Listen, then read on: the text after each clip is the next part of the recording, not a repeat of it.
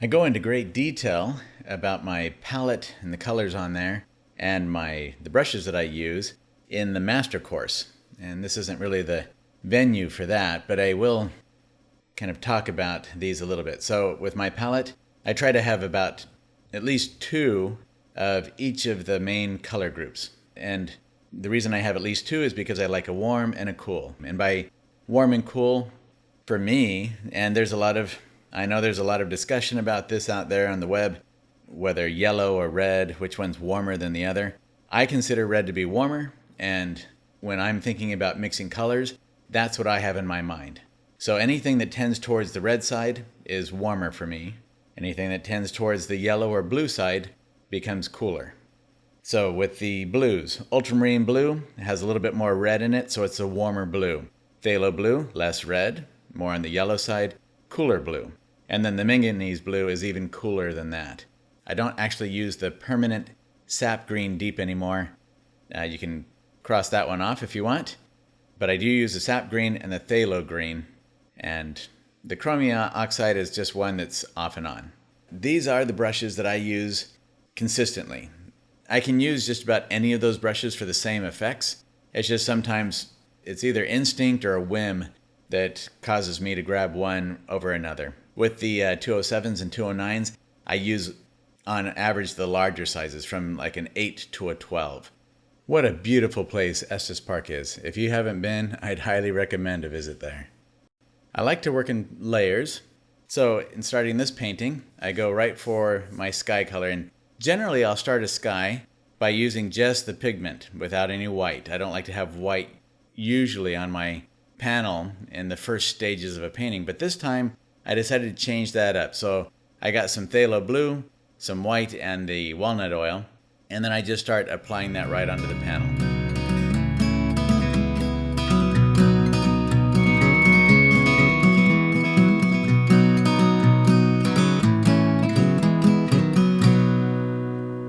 As I wipe it down, I use that paper towel. I use the edges. I turn and twist the paper towel around so I can get all these fun little shapes and shifts and nuances in there of letting the panel kind of show through.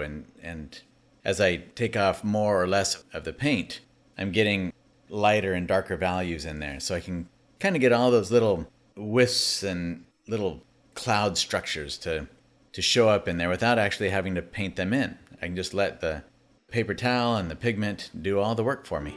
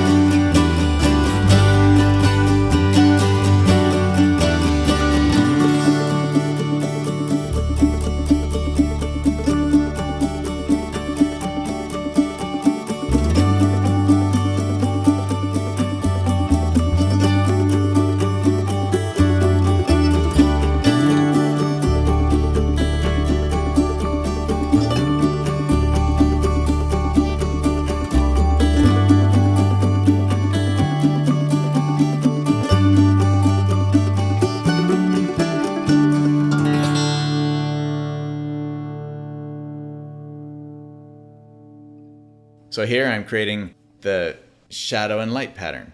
In order to have a three-dimensional, realistic feeling for objects, we need to have shadow and we need to have light. So my light source is nice and bright, so you notice I put in a cool shadow. That would be part of that direct cast shadow. Not an ambient shadow, but a direct cast shadow, so it necessarily is on the cooler side. Or it is generally on the cooler side. Not always, but generally on the cooler side.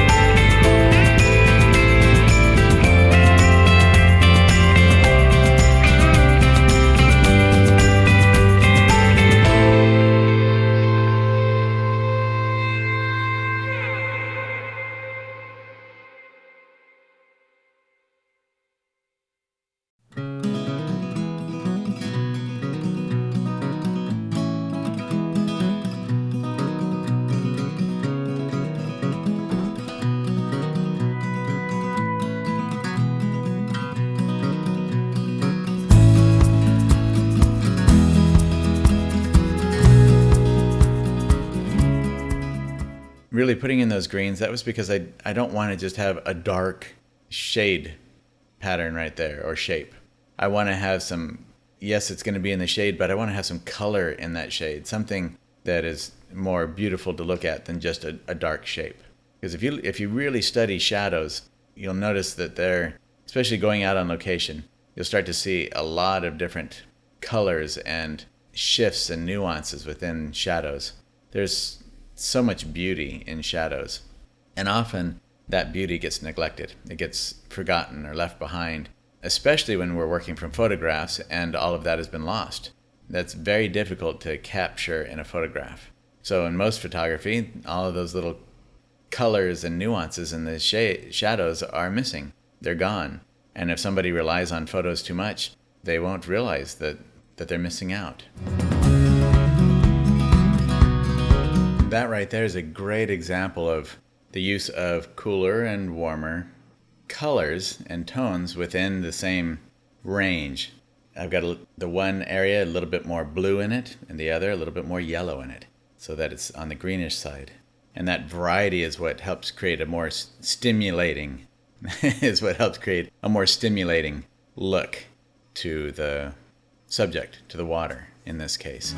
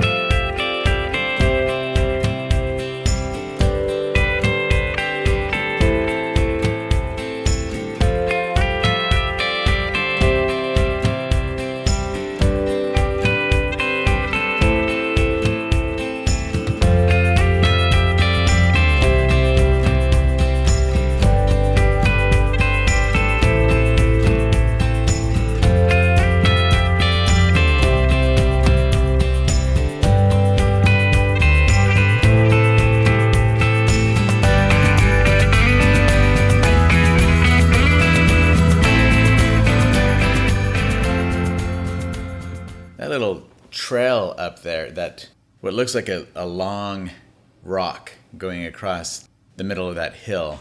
That's actually a road in the reference photo, but you'll notice I didn't put the car in there that you can see in the reference photo, and I didn't make it obvious that that's a road. It could be anything. It could be a shelf of rock. It could be a little trail that might be up there. It doesn't matter that we make something look exactly like what it is or how it might look in a photograph or in some type of reference that we have. It's enough just to make it look like something that belongs in that landscape, that breaks up the monotony of a color shape, or that creates some kind of dynamic movement or plane that helps the overall composition, helps the movement of the viewer's eye through the painting. As long as it looks like it belongs there, then that's all the explanation that we generally need to put in there. Every little aspect of these bushes and rocks and trees and water, they don't have to be detailed out in every way to help the viewer to feel comfortable or to understand what's happening there. And that's not our job. We're not photographers. We're not recording all of this for posterity so that they know exactly what that spot looked like when we were there. We are creating a sense of place, a sense of wonder, so that it compels the person who sees it to want to go out and explore and see and experience all this beauty that's surrounding us.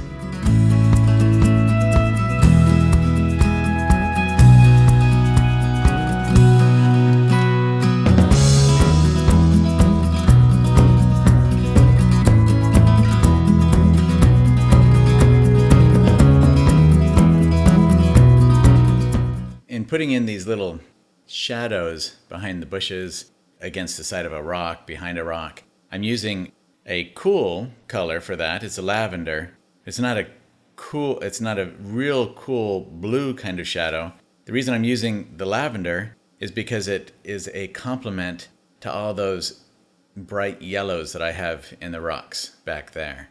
All the yellows and oranges that are in that area, that lavender complements those colors because it is the opposite. It's the harmony to those colors. When I'm thinking about shadows, on a warm day like this, I'm going to want to have my shadows, for the most part, on the cooler side. But I also want to think about, if they're going to be on the cooler side, what's a color that will work well with the colors I'm placing that shadow on top of. So in this case, those shadows are going across a rock or across some orange soil or grasses. So the lavender works well with that.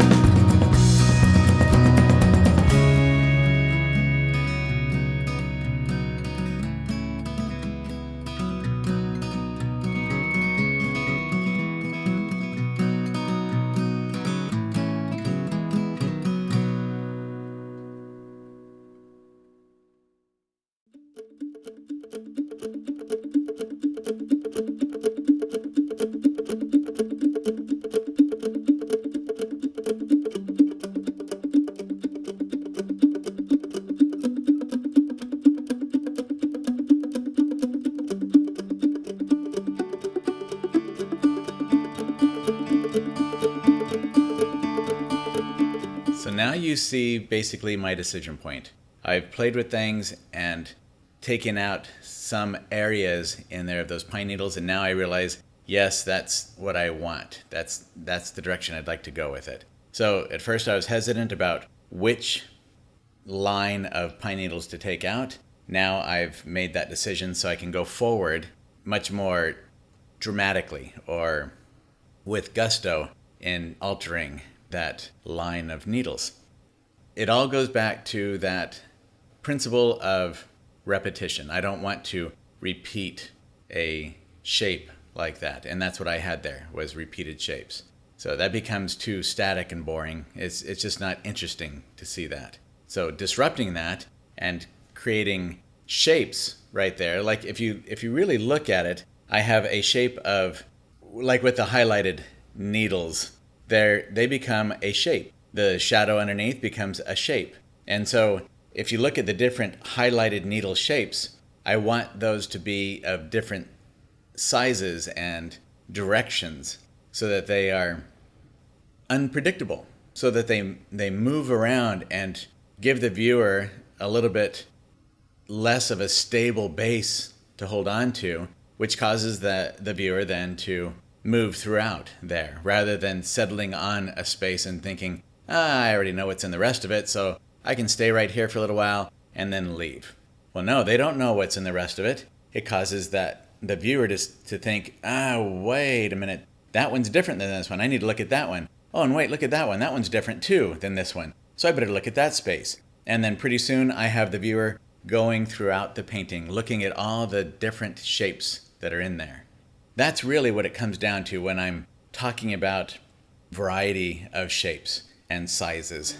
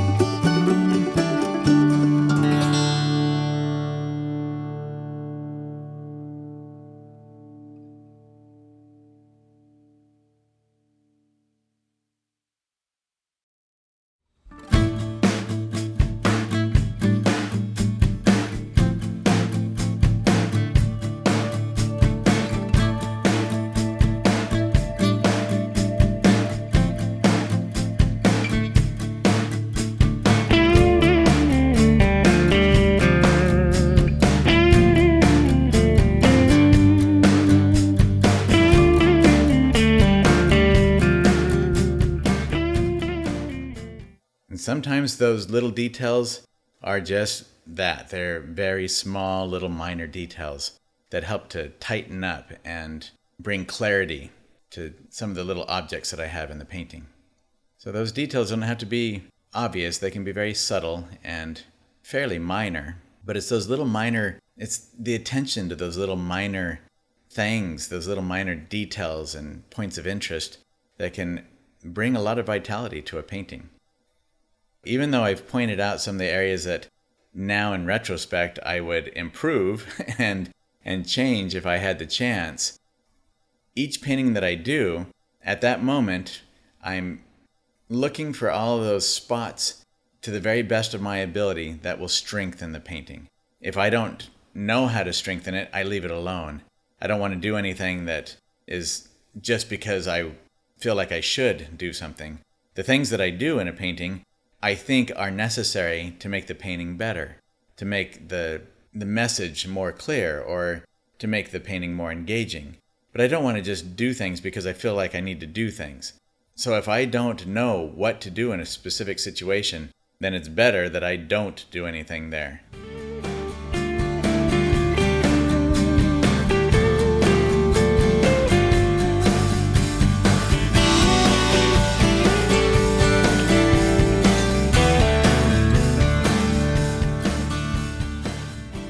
All that dark shadow color that I put in at the very beginning of the painting was on the warmer side, but it's dark. So now I'm coming in with a little bit of this brownish red, or I should say reddish brown tone, and putting that into some of those dark spaces, those dark shadows, just to warm those up more.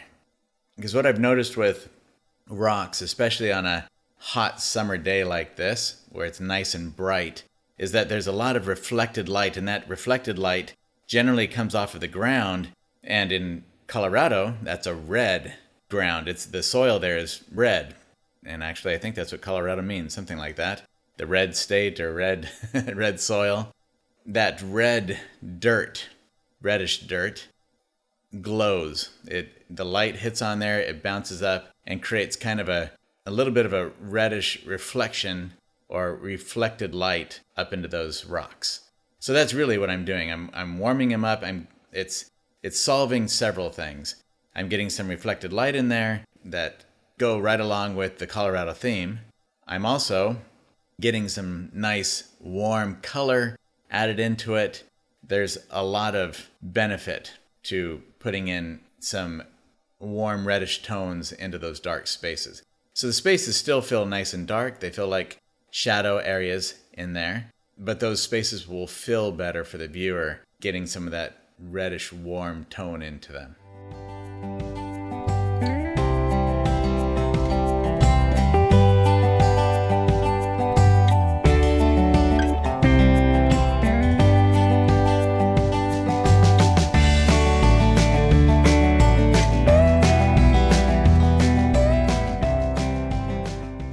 This begins one of the major changes that I make to the painting. Actually, this is the final major change that I'm going to make to this painting.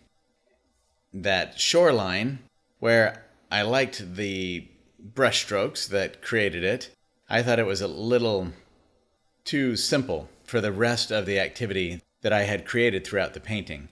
So I started thinking up ideas of what I could put in there that would make it more interesting. So I've talked about this in the 10% video, but something to start the conversation.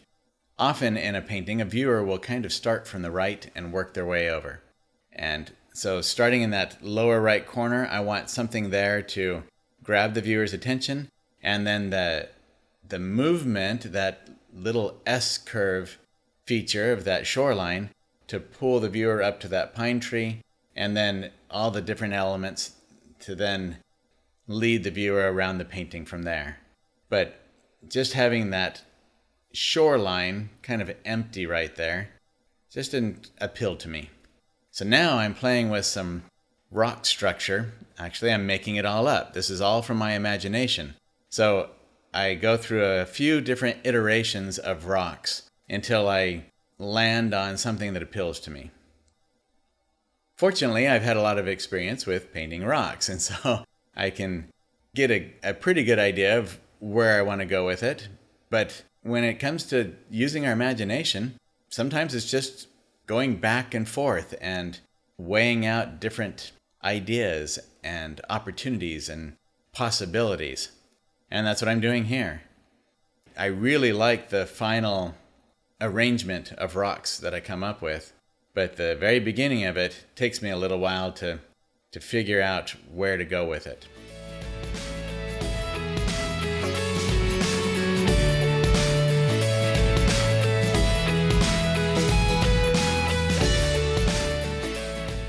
Something these rocks gave me the opportunity to do. What is it that I love? Complementary colors. So I get to play with the yellows of the rocks and those lavenders in the shadow areas of those rocks.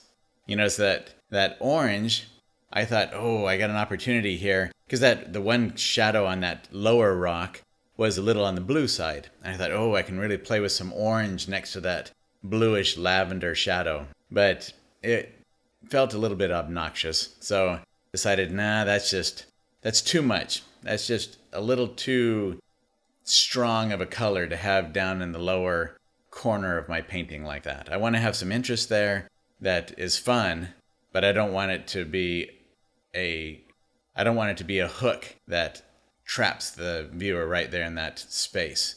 So if the color down there on that rock is stronger than anything else I have in my painting, or at least more strong than most of the colors that I have in the rest of my painting, there's going to be a very good possibility that the viewer will get stuck there and have a hard time moving away from that. Or if they start to look around in the rest of the painting, that color will continue to want to pull them back down there into that corner of the painting. And that's not my intent. That's not what I want. I want to have some interest there and then to allow the viewer to move on.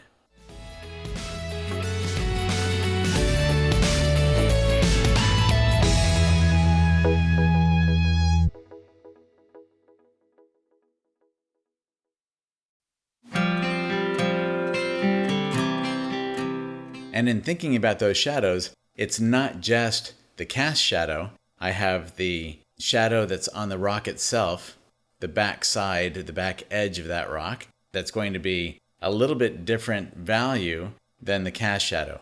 So I'll have a shadow where the rock actually meets, or maybe if it's propped up a little bit off of the beach, I'm going to have that shadow that's close to the rock where it's propped up a little bit is going to be a little bit darker and a little bit warmer in color temperature than the cast shadow itself. And then as it moves away from the rock, even if it's just a small, slight shadow, as it moves away from the rock, it's going to get a little bit lighter in value and cooler as it goes away from the rock because of that warm light source.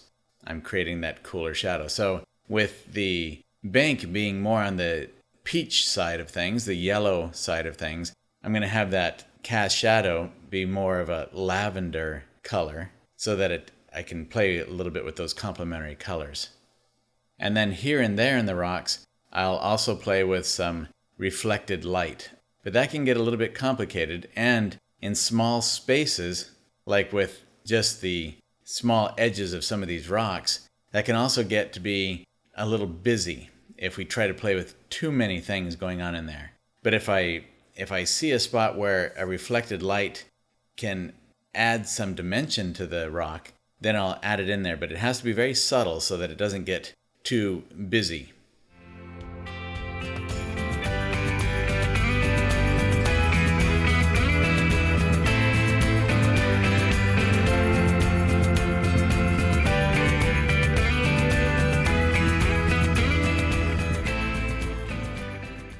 This bank as well feels a little bit lost there as it goes underneath the tree. So I decided I needed to spruce that up a little bit underneath that spruce tree.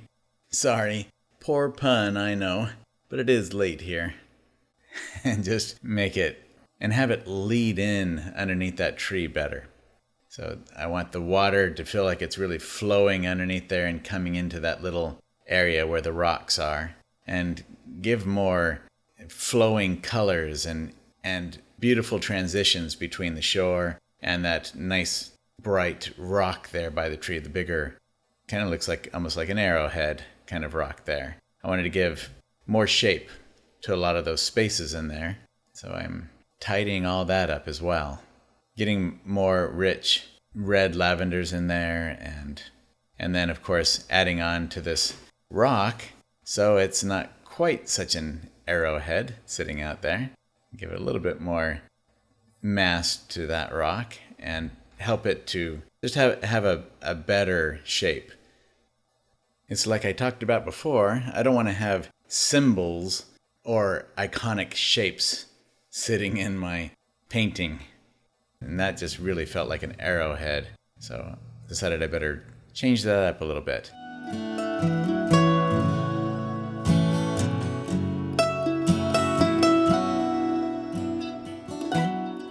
This is a good example of why painting on location and direct observation of nature are so critical to successful painting.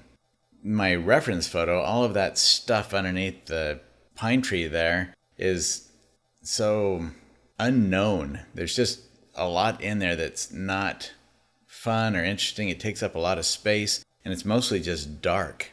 So being able to make up other things that are much more beneficial to the painting is critical to making it all work. I have to know enough about nature and how things operate, what the colors are like, the way water flows around rocks, the way water works as far as the colors and when they're getting near shore, and shadow colors, and how to keep those values in the right range when I'm in the shade or when I'm out in the light. All of that stuff comes from painting on location and having that knowledge sitting there so that it just kind of intuitively flows into what we're doing in our paintings.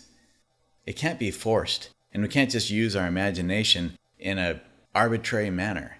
My imagination is fueled by the knowledge that I've gained from observing nature all the time, consistently, really on a daily basis. Like I said, even when I'm sitting in church and I'm in choir and we're warming up, I'm looking out the window and studying the trees out there. I just can't help myself. I'm looking at the light and the shadows and seeing how all of that works and thinking to myself, now, how would I paint that? Probably not the best place to be thinking about those things, but it becomes part of us. It's just what we do. And that's what allows us to play, to let our imaginations roam a little bit free in our paintings, and to make up for all the inadequacies of our photographs.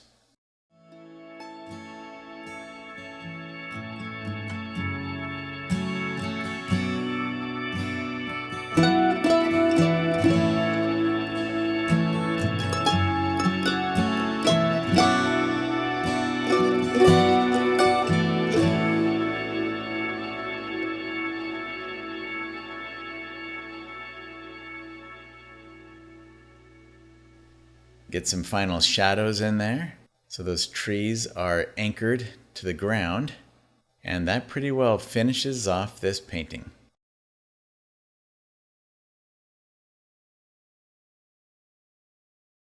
That was a very long voiceover to do. I didn't realize when I first started this that it was almost 6 hours long. So I hope that it was well worth it to you to endure to the end, and that you gain some great insights that'll help you to progress in your own art. So get out there and have a great time painting.